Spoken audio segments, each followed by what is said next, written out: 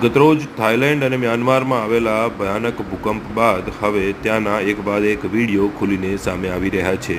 થાઇલેન્ડમાં હોટલના ધાબા પર આવેલ એક પુલમાં કપલ પોતાના પ્રેમમાં ગળાડૂબ હતું। તે દરમિયાન અચાનક જ આવેલા ભૂકંપના કારણે પાણીમાં શરૂ થયેલા હલચલને કારણે આ કપલ છે તે ગભરાઈ ગયું હતું અને ભગદોડ મચી જવા પામી હતી। સ્થિતિ એ પ્રકારેની ખરાબ થઈ હતી કે તે કંઈ પણ સમજી શક્યા ન હતા।